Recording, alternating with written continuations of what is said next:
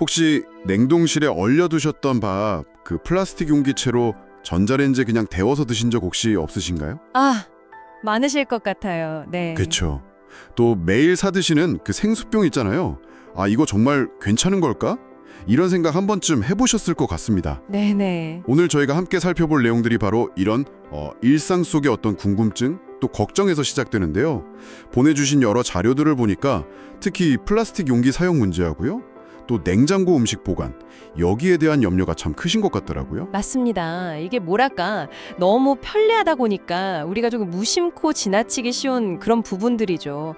그 보내주신 자료들 쭉 보니까 역시 그 미세 플라스틱 문제라든지 아니면 또 냉장고 안에서 세균이 번식할 수 있는 그런 위험들, 정말 중요한 내용들이 많았습니다. 네, 그래서 오늘은 이 자료들을 가지고 특히 저희 방송을 애청해 주시는 우리 60대에서 80대 어르신들께서도 이거구나 하고 쉽게 이해하실 수 있도록 건강을 지키는 핵심 정보들을 하나하나 좀 짚어드릴까 합니다. 네, 좋습니다. 함께 자세히 풀어보면서 우리가 어떻게 하면 좀 더 안전하게 생활할 수 있을지 같이 이야기 나눠보면 좋겠습니다. 좋습니다.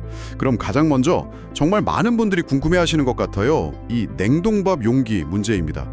보통 그 흰색 플라스틱 용기 많이 쓰시잖아요. 네, 그렇죠. 네모나거나 동그란 거. 네. 근데 이걸 전자레인지에 넣으면 안 된다 이런 이야기가 있던데 자료에서도 이 부분을 딱 짚어서 강조하고 있더라고요. 이게 왜 그런 건가요? 네, 맞습니다. 그 흰색 용기가 대부분 이제 폴리프로필렌, 우리가 흔히 PP라고 부르는 재질인데요. 이 플라스틱이라는 게 기본적으로 열에는 좀 약한 성질이 있어요. 아, 열에요? 네. 특히 이제 냉동된 밥을 데울 때 보면 밥 안에 있는 수분이 엄청 뜨거워지잖아요. 그렇죠. 수증기 막 나오죠. 네, 그 뜨거운 수분이나 수증기가 용기 표면에 직접 닿으면서 그 부분이 이제 미세하게 약해지는 거예요. 그러면서 눈에는 보이지 않는 아주 작은 플라스틱 조각들, 그러니까 미세 플라스틱이 떨어져 나와서 밥으로 옮겨갈 수가 있다는 거죠. 아, 밥이랑 같이 먹게 되는 거네요, 그럼. 그렇습니다. 보내주신 연구 자료 중에도 있었는데 이렇게 우리 몸 안에 미세 플라스틱이 쌓이면 이게 뭐 간 손상을 유발할 수도 있고 심각하면 혈전 생성 위험까지 높일 수 있다 이렇게 경고하고 있거든요. 와, 간 손상, 혈전 이거 정말 무서운데요. 네, 그래서 조금 귀찮다 하시더라도 꼭 유리나 아니면 도자기 용기 있잖아요. 그런 데 옮겨서 데우시는 것이 훨씬 안전하다고 말씀드릴 수 있겠습니다. 아, 그렇군요. 꼭 유리나 도자기 용기 기억해야겠네요.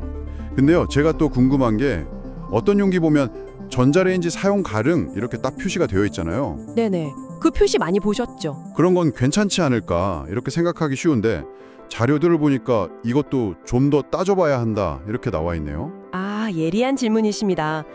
그 폴리에틸렌, PE나 폴리프로필렌, PP 같은 재질은요, 그 자체는 전자레인지의 마이크로파에 의해서 직접 가열되지는 않아요. 그래서 이제 사용 가능 표시를 붙이는 건데.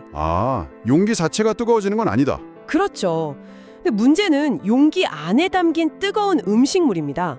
특히 뭐 국이나 찌개 아니면 물기가 많은 찜 요리처럼 뜨거운 액체나 음식이 플라스틱 표면에 오랫동안 닿아 있으면 그 부분에서 미세 플라스틱이 나올 가능성은 여전히 남아 있다는 거죠.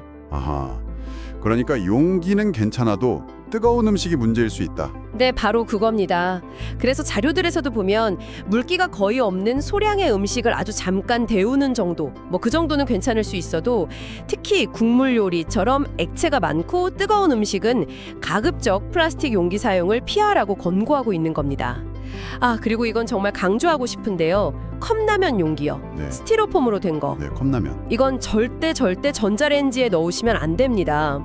이건 뭐 미세 플라스틱은 다연하고 스티렌 같은 아주 해로운 화학 물질까지 나올 수 있거든요. 이건 정말 위험합니다. 컵라면 용기는 절대 안 된다. 이것도 꼭 기억해야겠네요. 와, 근데 플라스틱 이야기가 나온 김에 생수병 문제도 좀 짚어봐야 할 것 같아요. 아까 잠깐 언급하셨는데 콜롬비아 대학 연구 결과를 인용한 기사를 저도 봤거든요. 물 1리터당 미세 플라스틱이 평균 24,000개나 발견됐다니 이게 정말 네, 그 연구 결과가 발표됐을 때 상당히 좀 충격적이었죠. 그게 생수병을 만드는 과정에서 또는 우리가 병뚜껑을 열고 닫는 그 과정에서 아주 미세한 플라스틱 조각들이 떨어져 나와서 물에 섞여 들어갈 수 있다는 거예요. 만드는 과정에서도요? 네, 그럴 수 있다는 겁니다. 또 배달 음식 용기도 사실 마찬가지예요. 요즘 배달 많이 시켜 드시잖아요. 그렇죠. 뜨거운 국물 요리 같은 거 많이 오죠. 네. 그렇게 뜨거운 음식이 플라스틱 용기에 담겨서 배달 오는 경우가 굉장히 많은데 이때도 역시 미세 플라스틱이 음식으로 옮겨갈 수 있다는 거죠. 그래서 자료들의 공통된 의견은 배달 음식을 받으시면 가능한 빨리 유리나 도자기 그릇에 옮겨서 드시는 것이 안전하다는 겁니다. 아, 배달 음식도 받으면 바로 옮겨 담는 습관, 이것도 중요하겠군요. 네, 그게 좋겠습니다. 자, 그럼 이제 플라스틱 이야기는 이 정도로 하고요. 이번에는 우리 주방의 중심이죠. 냉장고 이야기로 한번 넘어가 보겠습니다.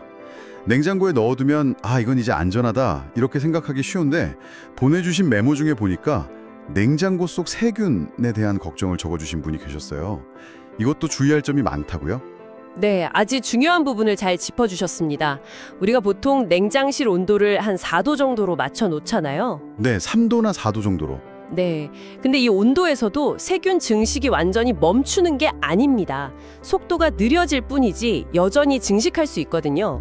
특히 뜨거운 음식을 식히지 않고 바로 냉장고에 넣는 경우가 있는데 이게 정말 안 좋습니다. 저도 가끔 급할 때 그렇게 하는데 안 좋은 거군요. 네, 왜냐하면 그 뜨거운 음식의 열기 때문에 냉장고 내부의 전체 온도가 일시적으로 올라가게 돼요.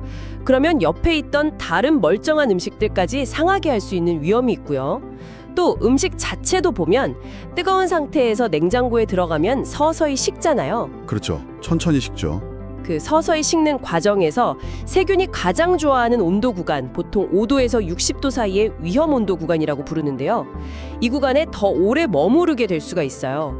그럼 오히려 세균이 더 잘 번식할 수 있는 환경을 만들어주는 셈이 되는 거죠. 뜨거운 걸 넣으면 오히려 세균이 살기 좋아진다? 네, 그럴 수 있다는 겁니다. 그래서 음식은 꼭 완전히 식혀서 넣어야 한다는 점, 이거 자료들에서도 아주 여러 번 강조하고 있더라고요. 완전히 식혀서 넣기. 이것도 습관을 들여야겠네요. 그럼 특히 어떤 음식들을 더 조심해야 할까요? 자료에 보니까 치즈, 고기, 전 이런 음식들이 언급되어 있던데요? 네, 맞습니다. 주로 이제 단백질이나 지방 함량이 높은 음식들이 냉장 상태에서도 상대적으로 더 빨리 상하기 쉬워요. 예를 들면 조리된 고기 요리나 명절 때 남은 전 같은 것들, 그리고 개봉한 치즈나 우유 같은 유제품도 마찬가지고요. 전 같은 것도요? 기름기가 많아서 그런가요? 네, 기름기도 영향이 있고요. 또 단백질 성분 때문에 그렇습니다. 이런 음식들은 냉장고에 넣었더라도 가급적이면 하루 이틀 내에 빨리 드시는 게 가장 좋고요. 만약에 좀 더 오래 보관해야겠다 싶으시면 반드시 한 번 드실 만큼씩 딱 먹을 만큼씩 나눠서 냉동실에 보관하시는 것이 현명한 방법입니다. 네, 소분해서 냉동 보관 중요하네요. 냉장고 청결 문제도 빼놓을 수가 없을 것 같아요. 음식물 찌꺼기나 국물 같은 게 선반이나 벽에 묻어 있으면 이게 세균 번식의 온상이 된다고요? 바로 그 점입니다. 정말 중요해요. 냉장고 선반이나 벽에 묻은 그런 작은 음식 찌꺼기에서 세균이 막 증식을 해요. 그럼 그 세균들이 냉장고 안에 공기를 타고 돌아다니면서 다른 깨끗하게 보관된 음식들까지 오염시킬 수가 있거든요. 생각만 해도 좀 찝찝하네요. 그렇죠. 그래서 냉장고 청소 정말 자주 깨끗하게 해주셔야 하고요. 그리고 또 하나, 음식물 쓰레기. 이거 냄새 난다고 냉동실에 보관하시는 분들 가끔 계시잖아요. 네, 저도 본 적 있어요. 얼려버리면 냄새 안 나니까. 네, 근데 이게 위생적으로는 정말 최악의 방법입니다. 절대 피하셔야 해요. 왜냐하면 음식물 쓰레기에 있는 온갖 세균들이 냉동실의 낮은 온도에서도 일부는 죽지 않고 살아남을 수가 있어요. 그러다가 다른 냉동식품으로 옮겨갈 수 있다는 경고가 자료에 명확히 나와 있었습니다. 냉동실도 안전지대가 아니군요. 네네. 저도 사실 왠지 씻어야 할 것 같아서 씻을 때가 많은데 이것도 위험하다고 자료에 나와 있었죠. 네, 맞습니다.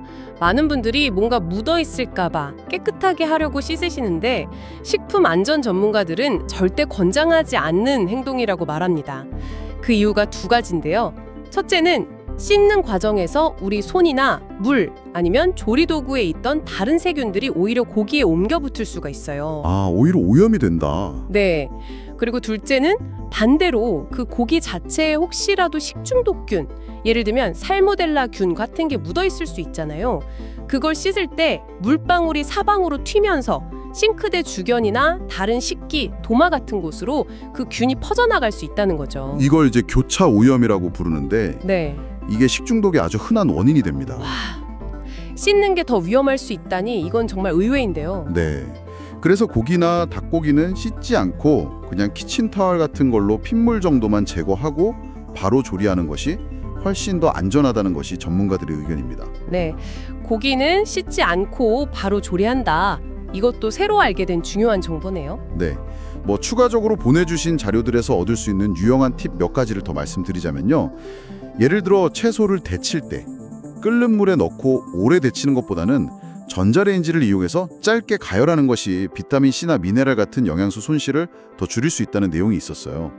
특히 브로콜리나 콜리플라워 같은 채소에 한번 활용해 보시면 좋을 것 같고요. 채소 데칠 땐 전자레인지가 더 좋다. 네, 영양소 보존 측면에서는 그럴 수 있다는 거죠. 또 아까 잠깐 나왔던 전이나 튀김같이 기름을 많이 사용한 음식 있잖아요. 이건 냉장고에 넣어두어도 기름이 공기 중에 산소와 만나서 산패라고 하죠. 기름이 상하는 현상이 일어나기 쉬우니까 이것도 가능한 빨리 드시는 게 좋다는 점. 네, 기름은 빨리 상하니까요. 그렇죠.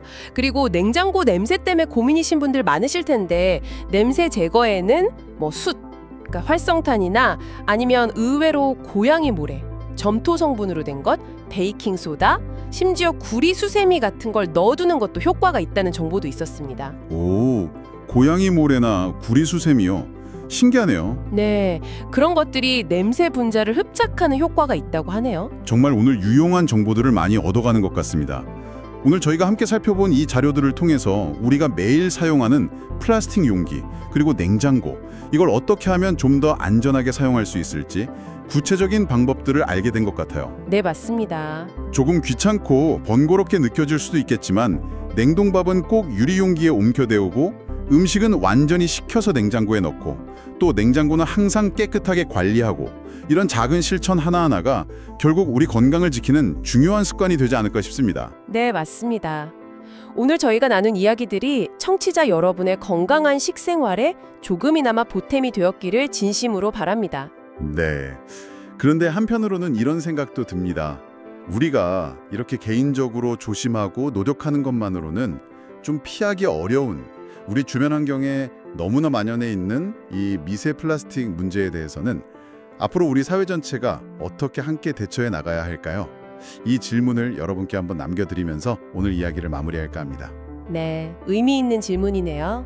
지금까지 삶의 나침반이었습니다. 구독해 주시면 좋은 정보로 찾아오겠습니다.